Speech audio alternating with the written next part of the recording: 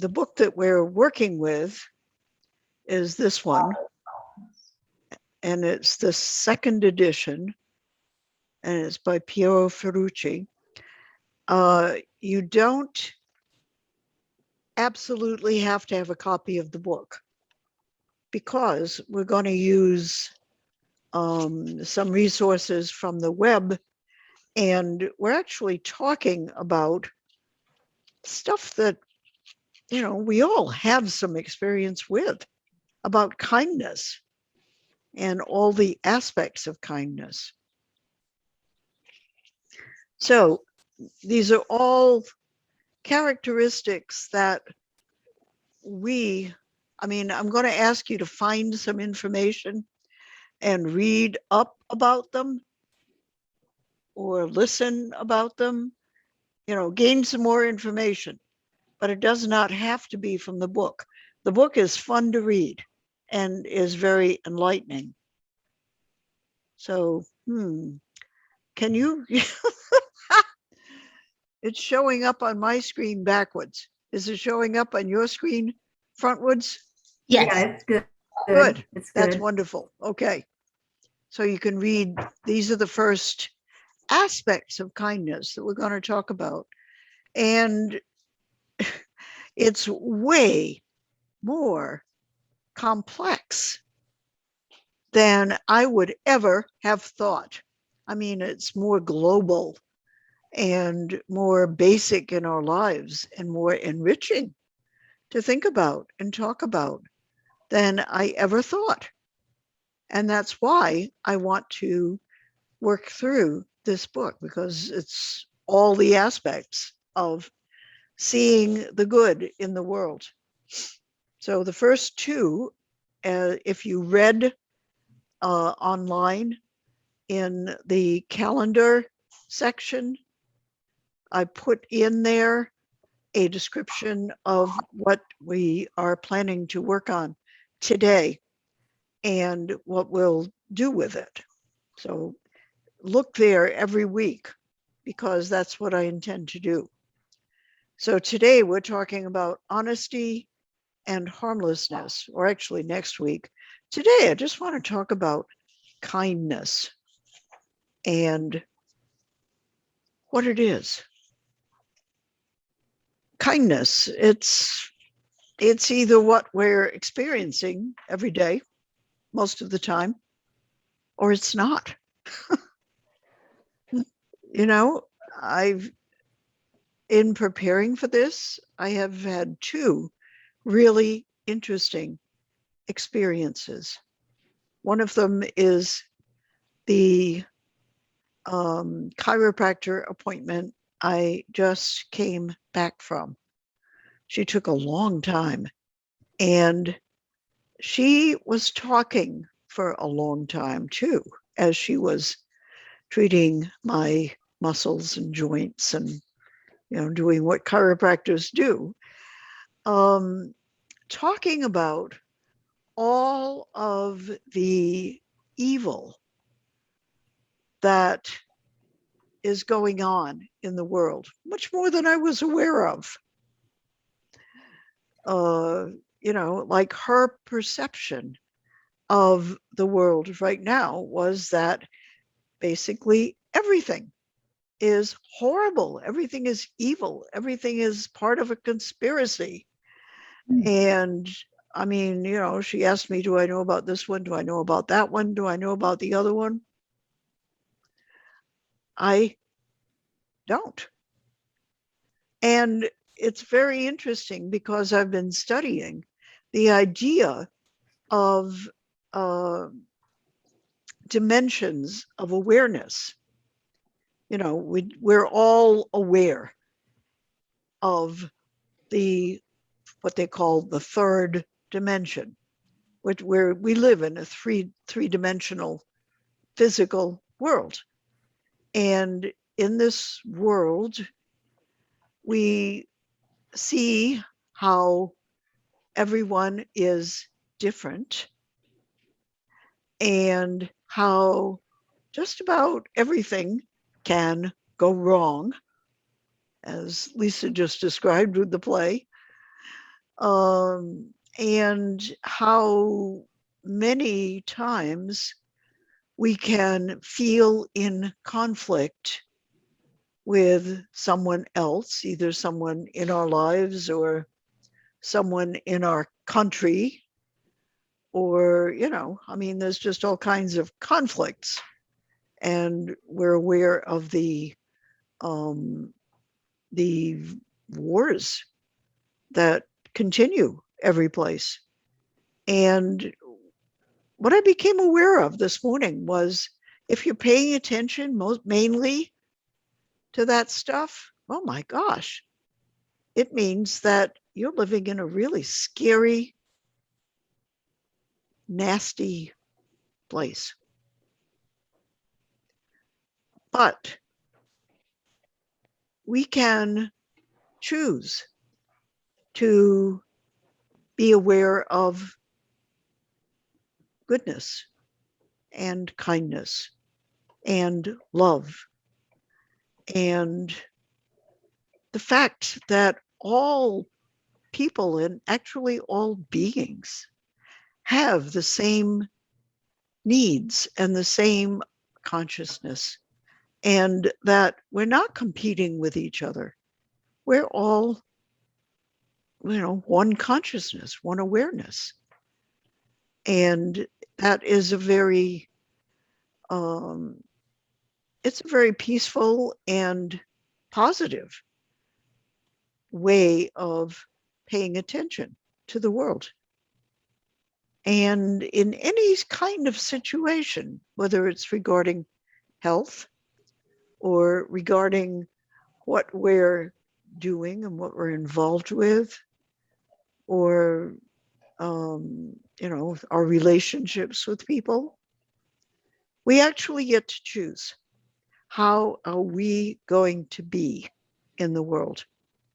And when we make the choice of being really practiced in kindness and positive awareness, we don't suffer nearly as much as we would if we were choosing to focus on all the bad things.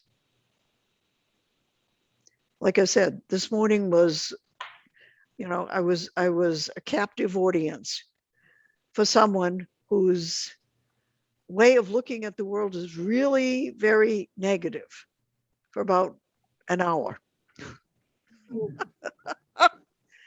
It was exhausting. And it just made me aware of, okay, so I'm kind of clueless about all the guys that are involved in conspiracies and trying to kill off half of the people in the world. And it's okay. I don't need to be aware of that. I can't do anything about it anyway. I'd rather do what I'm doing and focus on how to live in an awareness of positivity and love and healing and wholeness and kindness. And it actually is a choice. So I'm sure that everybody has in their lives somebody who's a Debbie Downer. And I'm not, I mean, I've heard that term. I have nothing against people called Debbie.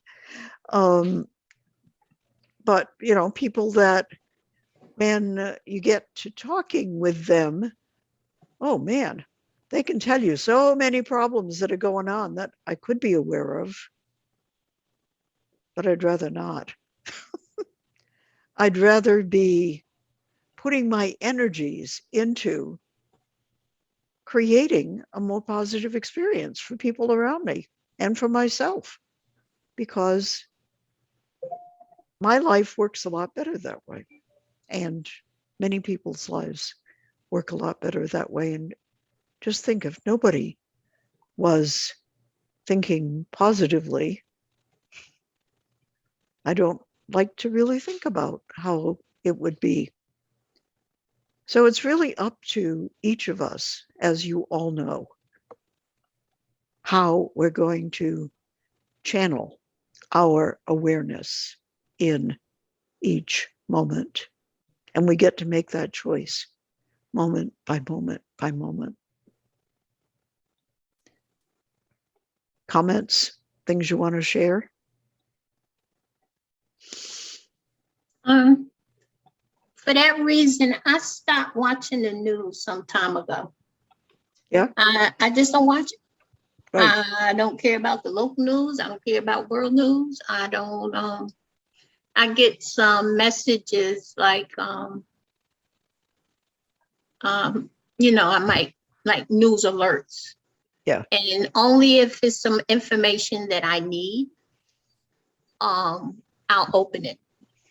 But if it's about anything else, and I actually got that from a friend of mine, and she would post on Facebook. I don't even do social media anymore. I came away from Facebook and Instagram and all of those because I found I internalize it, and I'm like, I don't need that. It's too much energy.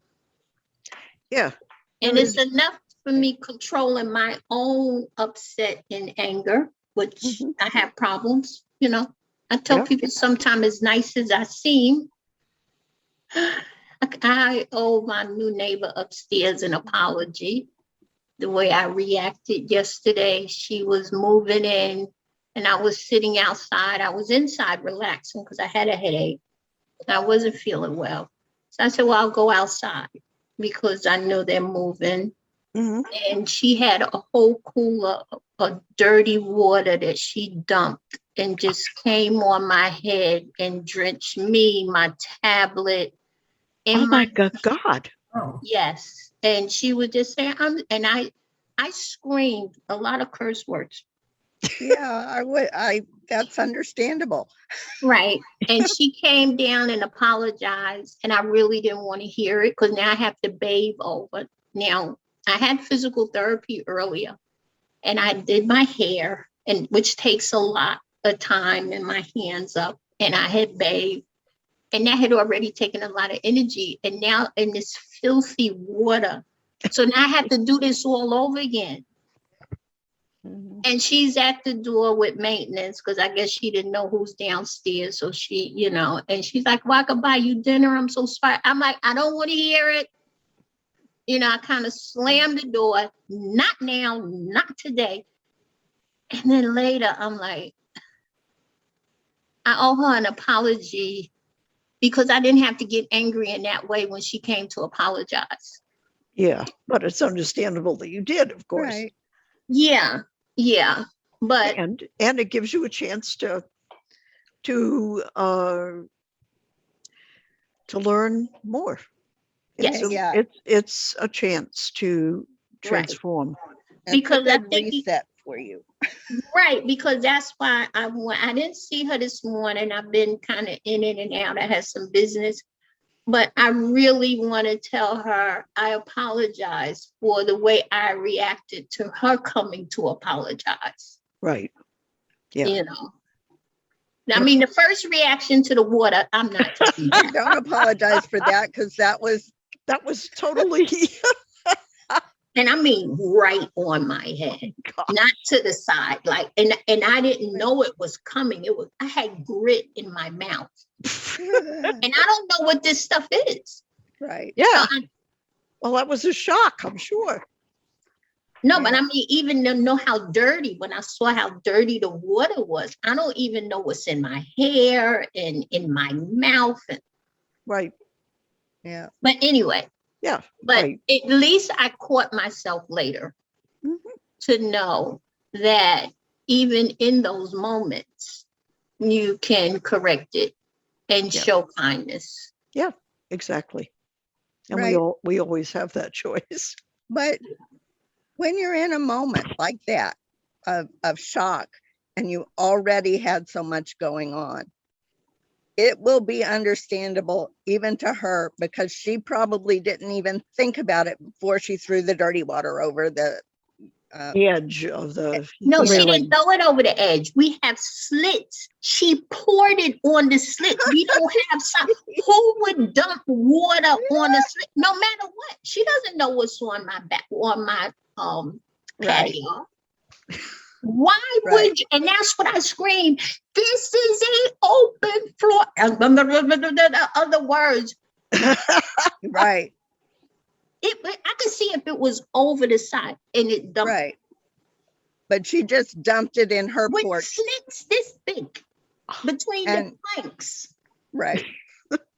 Yep. I would say she was under a whole lot of stress at that point too, Yep.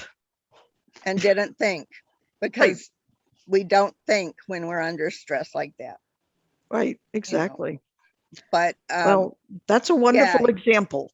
you got a great way to reset that. Yeah, I And- am. Yeah. And I think that something good might come out of all that awfulness. Well, I'll get to meet a neighbor because she seemed nice. I mean, in Yeah. her apology, her voice sounded lovely when she was saying, I'm sorry, I'm sorry, I'm sorry. Yeah. Yeah. Even though I had 2 days with Yeah. before that with it's just I've had yesterday and the day before yesterday were 2 very stressful business that I even had to finish up today at the bank, and I really didn't want to hear another apology, Miss Foy. Yeah. Yeah. No, exactly. I can absolutely be with you there. Yeah. And I can also imagine how awful she probably felt when she realized what had happened. Yeah. You know, like, Yeah. oh my God, yeah. I would want to apologize abjectly too, because I Yeah. wouldn't certainly have wanted to throw dirty water on my neighbor. Good Lord.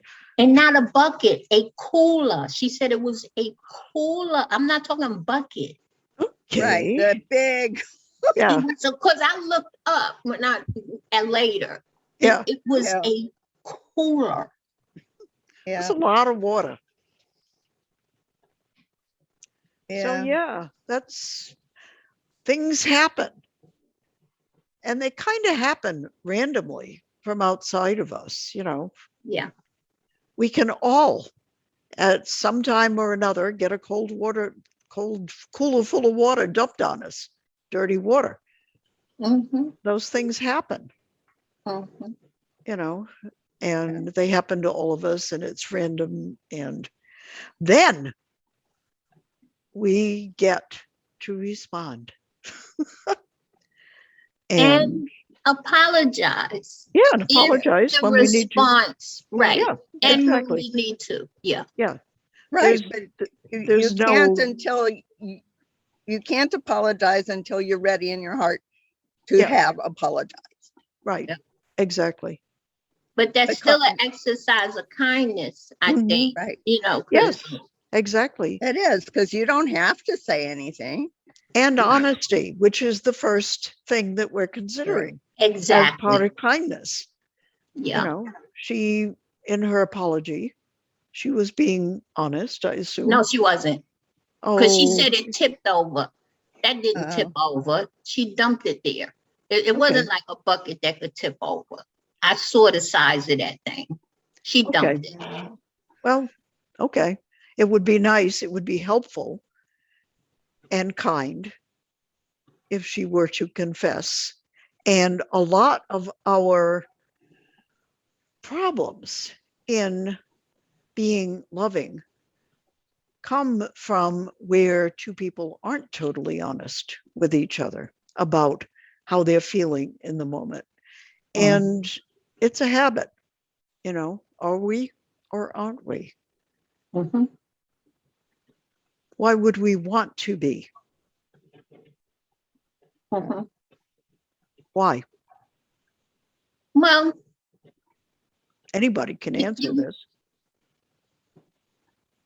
it's Why our would you- credibility. Oh no, go ahead, Lisa. Why would you want to be honest in the moment?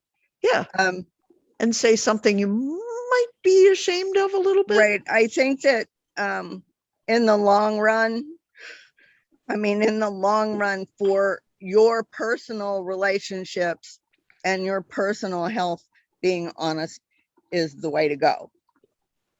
It is not what we are taught in America. That's true. We are not taught to be honest. We are taught to equivocate in order to make ourselves and others feel better. We think. And I'm not sure that, currently with all my life experience, I don't think that works. Well, no, only honesty really works, because but- otherwise you can't relate to the other person because you don't know who you're relating to.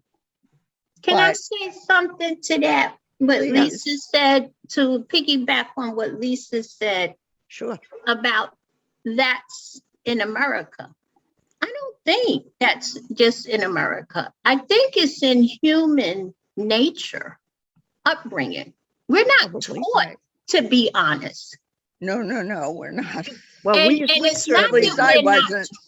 it's We- not that we're not taught. Every family coming up, there's things that you can't talk about. There's things that you don't mention, you don't take out the house. There's Mhm. things so, and I think that's in every culture, in every country, because we're taught, even at children, the first thing we're taught to do, because children are very honest. Mhm. Yeah. And I remember the first time speaking very honestly. And the first thing you do, and it's basically with what is going on within the family, what is going on behind closed doors. And I look at, because as I was reading that, that's what really hit me with the Mhm. honesty. And I'm like, it's not that we're taught to lie. I'm not, and when I was thinking about it, I said, I think we are taught not to tell. It's called necessary untruths, Yeah. Mhm. right? Or we don't speak on that. You Right. hide that part. Right. And Or- I think Or that's white just lies. right. And I think that's just something in human nature, because it's first protection, the clan, the family, or whatever. Okay, so I am curious, since we have somebody here who is not from the United States. Asma, Mhm. how are you feeling about this discussion? About the honesty, What? you told me how I felt about Yeah, being honest. I mean, does this sound familiar to you, or was your family different in what they taught you? Let me tell you something. Here in Algeria, usually we say that you should respect and be kind to the people, even when they hurt you. So in my family, we don't have these rules. If you wanted to say something, say it, but say it in the proper way. But me, when I was a kid, I was like so honest in very, very elegant way. So my parents, they was just like sit with me and tell me, Asma, you should not say these things to the people. For example, I had one of my cousins who is adopted. And when my uncle, he was getting married, and yeah, finally, his wife came to the house and everything. She was treating him in a bad way. So that thing he made me feel sad, and I was saying to her like, why? What are you doing to him? Like, why? So my daddy came to me and said like, shh, Asma, shut your mouth, no. So by the time I just fixed this by being honest, but I respect the private life, or how the people think, or how they gonna feel when I'm gonna say that. Right. Okay, thank you. You're welcome. So it's So it's pretty, like the same. Yeah, Yeah, it's pretty universal. Okay. right. Yeah. I mean, we're certainly familiar with. And I was curious about, how much of it is different cultures and how much of it really is human nature. Right. Mhm. Yeah. But it has certainly been my experience as I've gotten older and perhaps a little bit wiser that uh, when I haven't made the effort to really be honest with people that I'm in relationship with, certainly, about how I'm feeling about things, that the relationship becomes more full of conflict Mhm. because we're not really in relationship with the true person. We're creating a story. I think you can always be honest about your feelings. Hmm. Yeah, but sometimes, especially when we've been brought up, told as children, "Hey, you can't talk like that." Like, one of the lessons I learned was you can't be mad. We won't accept it. You're bad But if you you get can angry. say, I feel angry, you know? Well, yeah, but it took me decades to figure that out because I was very afraid of being angry.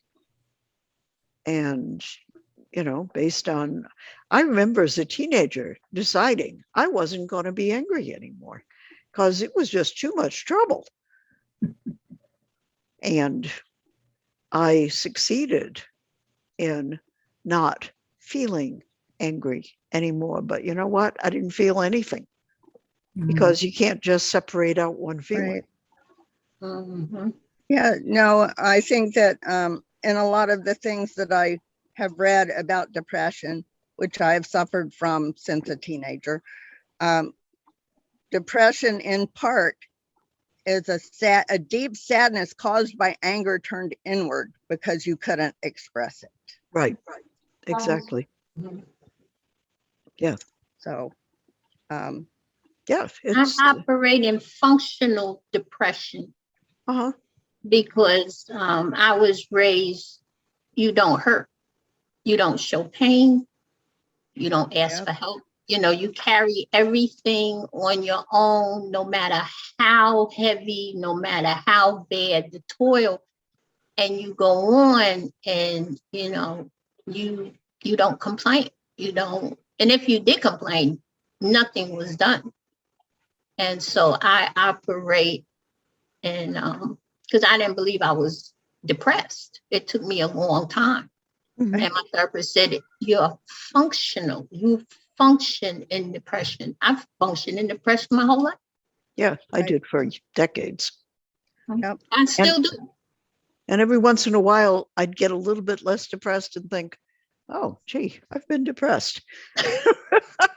yeah, I'm not depressed now, but it's because I have learned and made the effort, and it took an effort to finally feel what I was feeling and be aware of it, be able to say it. It took me a couple of years of working on that. First, it was really weird. First, I'd think, gee, a month ago when that happened, I was angry. Huh. And then the time got very slowly shorter.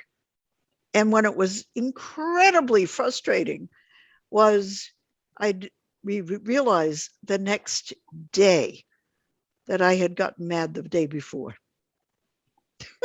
Wow. That took forever to, yep, Mhm. but it was worth doing because then I was able to feel happy and yeah, mad and Yeah. sometimes sad, but it's okay. You know, feeling was not what I had decided in my great wisdom as a teenager, the horrible stuff that I thought it was. I'm Yeah. just now mentioning I hurt, I cry, I'm not strong, I need help. Even though Rosemary's been trying to get me to see that since I've known her, and to express it and to say it and to ask for it, and to take space for myself, and to express it with people and have tears in front of people and with people. And I have never felt less anxious in my life. Good. Just being honest. Mhm. Right. Exactly. It is well worth the effort to do it. And it was And- hard to be, it was just as hard to be honest. It was such a hard thing. I don't know how to explain it, holding on to the lie or whatever, but why is honesty when it comes to, I don't know, other people could share? Because we can say, oh, I'm an honest person, but just like in the first chapter, but when it comes about who you really are personally inside, that part that you hide from people, you know, I could be honest in how I interact with people. I could be honest to build relationships and things like that. But if anybody could share, when it comes to those parts you hide, the nasty, ugly, sad, or whatever truths of who we are, Mhm. because that's the ones that's for ourselves, not really for someone else. Right. But our friends, you know, the people we're relating to, we need to know that about each other, because otherwise, how can we be kind and helpful? We're actually depriving others of the opportunity to treat us kindly when we don't share with them what we're feeling. But I think sometimes we don't want people to know that part of us. That's It right. could be something that you've done. You don't want people to think of you negatively. But every time that we make that decision, we're creating a problem for ourselves. We're creating, To hold it in. yeah, if you go back to the anatomy of peace, that is the decision that creates a heart at war, Mhm. where we're no longer seeing other people as they truly are, because we're not being ourselves who we truly are.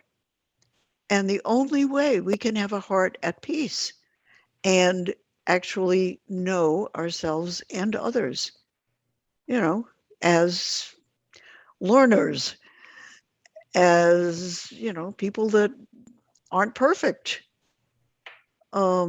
is we need to accept, okay, I don't know how to do that very well. Gee, I am really sorry that I don't, and that I didn't, and that, you know, where I didn't understand what you needed, I'm sorry about that. But it gets a lot better when I understand what I need and I'm willing to say it. That's the core attitude, the core awareness that we need to practice. Mhm.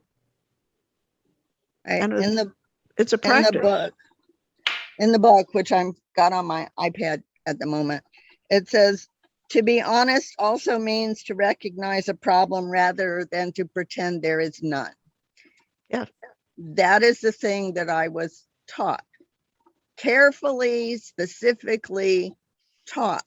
If I had a problem, I was not to share that with anyone, Right. because that was weak, that was spreading our business to other people who had no business knowing our business. Um, I mean, to the point that I didn't go and see a psychiatrist until about a year and a half ago. In my entire life, knowing I had been depressed since I was 15, it took that long before I could get past my mother's "don't tell your business to other people." Mhm. Yeah. And I that is what it is. You know, it's like, okay, it takes what it takes. So, yeah, I mean, and the difference is enormous. Mhm. Exactly. It's I just know like, my family has healed because when I came here and I was going through so much and I realized I needed to go back and heal childhood traumas. Mhm. That our family even turned, you didn't even talk about what went on in the family. We didn't talk about what we each experienced as sisters and brother. Right. It made a big discourse in the family. And even my therapist, I worked with her for almost 2 years with practicing because I was afraid to even speak the truth. I'm like, we need to speak the truth, even with ourselves. Yeah, we do. Now the family is so much closer that everybody can finally express what they went through and Mhm. their truths and what they turned their back to and what we hid. Right. But it healed. We healed Yeah. and came together closer.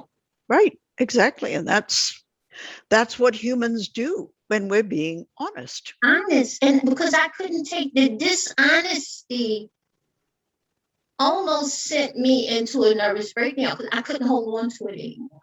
Mhm. That happens. Mm-hmm. So, honesty, it's a challenge because we all are capable of feeling ashamed. Mm-hmm.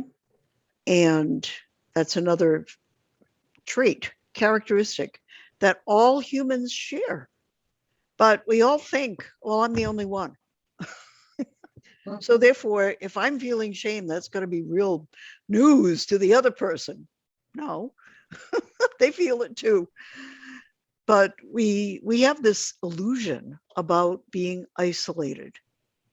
That's one of the appearances of the physical dimension, that we're alone, that we're different, that we're not connected, that we won't understand, that other people won't understand what we're feeling.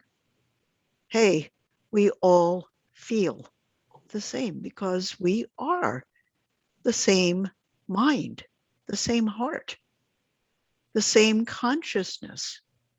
That's the discovery of honesty, is discovering, hey, you don't have any secrets. And we can all help simply by witnessing, by being aware that, hey, this situation is making you feel whatever it's making you feel. I have a question, Rosemary. Mhm. Um, because I know the people who aren't, and not to take away, but in unity principles. And sometimes I get a little conflicted, and because with unity, we're taught to stay in the moment. Don't Yeah. talk about your past. Don't talk about what bothers you. You know, leave that stuff behind. Leave it behind. Yes. Talk about what you're feeling in the moment, in the present moment, Right. because that's the only reality. But sometimes your reality at the moment is actually affected by your past because you can't forget your past. You carry Right. it with you, and your past Right. makes up. My past makes up who I am sitting here today because I'm discussing some of it and how it affects everybody here. Discuss something in their past and how it affected them and how Right. they're doing now. But And then- when we're focusing on the past and rehearsing it and telling it as a story, it's not real in that moment. And so what we're doing is we're focusing on something that seems real in the physical dimension, but in spirituality, in truth, the only thing that's real is what's going on in your mind, in your heart, in our combined mind heart in this moment. Because whatever's in the future, we're making it up. And whatever's in the past, it's a wonderful experiment. And I'm recommending it to you. Mhm. Talk with a sibling or a relative about an event in your past, in your shared past, and say, remember when? And then tell the story to each other. And you will be totally amazed at how different those two stories are. Oh no. That's what I'm saying. When I started to sharing the truth with the family, and that's how it started. Remember when? You remember. And each sibling had a different thing during that time, what was going on in the family or Right, in that moment. Yes, and you're absolutely right, because their perception was who they were and what they saw and how they perceived it, that's right. or how they didn't want to see. Right. So that's your individual small self, your ego self. And, the stories from the past, you made them up. We all made them up. And of course, whatever we're worried about in the future, we're making it up. The Well, only I the only thing that's real Mhm. is right here, right now. That simplifies life dramatically. Yeah. How am I being right in the moment? Am I being kind? Am I being honest? And being honest. What am I doing right now? And how am I spending this moment? So it is being a good moment.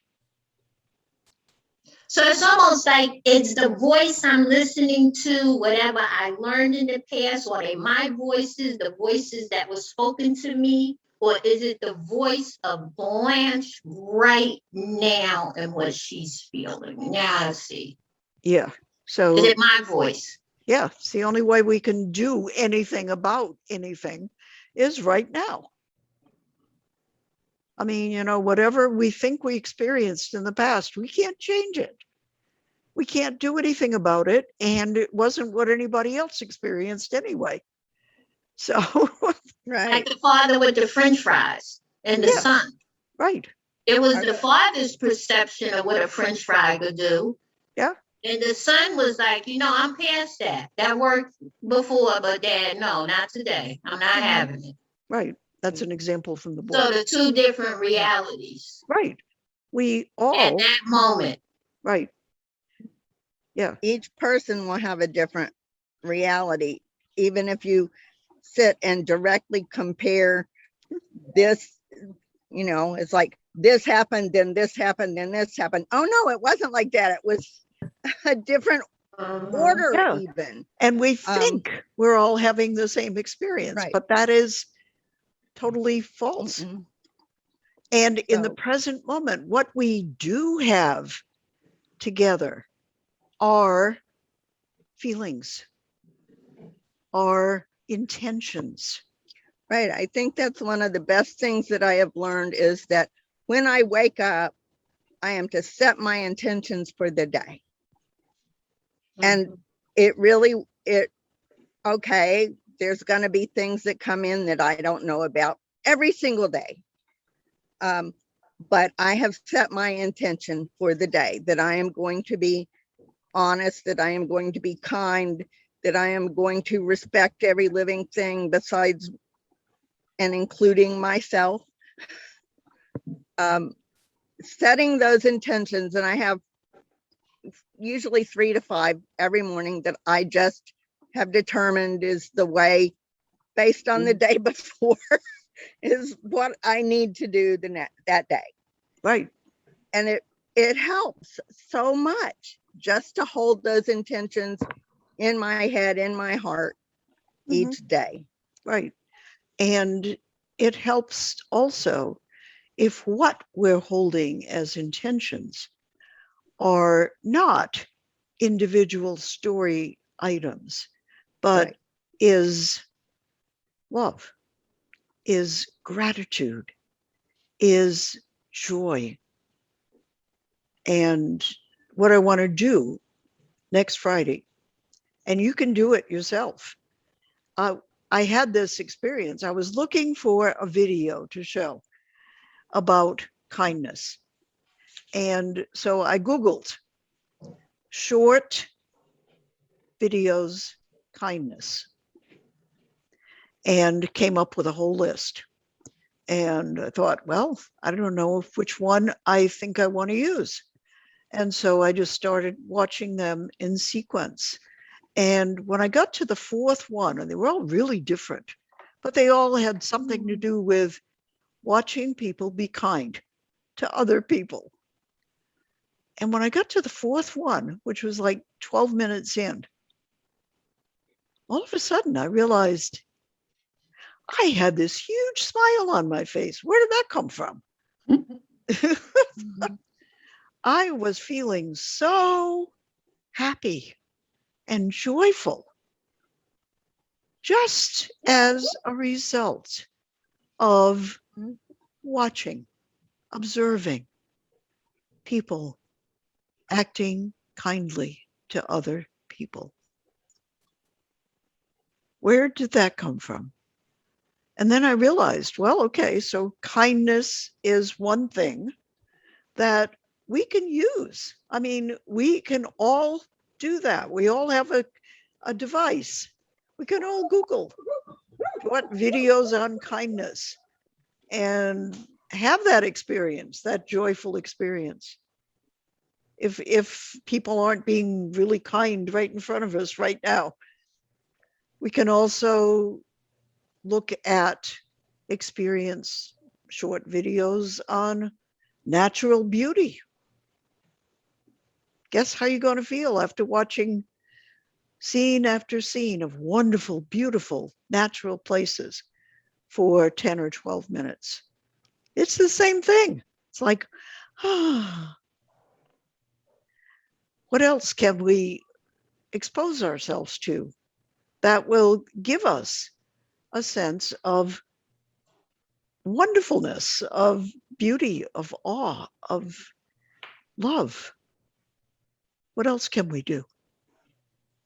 Might not even involve looking at videos. Videos are amazingly powerful because our brain, this has been proven scientifically, our brain can't tell the difference between when we're watching something or reading something or experiencing it in real life. The effect is exactly the same.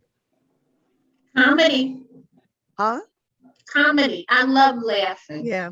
I have to Laughing. find something to laugh at every Yes. day, even if it's myself. Right. I need a Exactly. good laugh every day. Positive laughter. There is nothing better. I don't know if you can find a video of a laughing baby, but oh my God, if when the times when I have engaged in laughing with a baby, that is the most wonderful feeling. And it's as real if I watch it as if I do it. That's the amazing thing that we can take advantage of. Gratitude. Just thinking of all the things, all the aspects of our lives that we're grateful for. I mean, it's more than, somebody apologizing to us. It's the sun, a breeze, a flower, a smile. There's an infinite number of things that we can bring into our amazing imagination and remember. And it brings happiness. It brings us joy. And it's real. And the more of our time that we spend with our mind focused on positive experiences like love and kindness and joy and laughter, we are actually, and this too has been proven, we are rewiring our nervous system to be more joyful, to appreciate happiness more than, and to respond to happiness more than to offense. So, we get to a point where we know that, hey, being in an awareness of love, let's call it that, it's, makes us realize that it's not worth spending time processing what could possibly be offensive. It just isn't worth it to us. And okay, so I felt amazed today when I was in this conversation where the person was trying to brainwash me into just being aware of bad things going on. But when I left, I thought, I like the choice I've made. Happiness and joy are just as real and a lot more powerfully good than nastiness and schemes to kill people. Right. I read the Daily Word, Unity's Daily Word. I've read it mostly every day for the last 30 years. My mom gave me a subscription, and then every year I've renewed my subscription. When she gave me that subscription, she said, these people think everything is always happy, so don't get too involved in it. But I want you to be able to have this every day to make you feel good. I was like, you just took away the good feeling that you were trying to give me. But I didn't say that because I was taught not to. Don't get too happy. She said, don't get too happy. Don't get too happy. Don't show too much love. Don't tell people they're great because they'll find out they're not. All these things. I strongly suggest that you give yourself a joy bath with the videos. Like I said, it's real easy to find, and it is a very surprising effect. And think about it. If all you have to do is look at 4 short videos of people being nice to each other to feel really happy. Think what looking at the news or other negative stuff or listening to negative stuff is doing to your brain and your being on the other side. Is it worth it? It's just an interesting awareness to realize that, hey, the effects are real and I can choose. Did you want us to journal? Are we journaling from this one, from what you have in the email?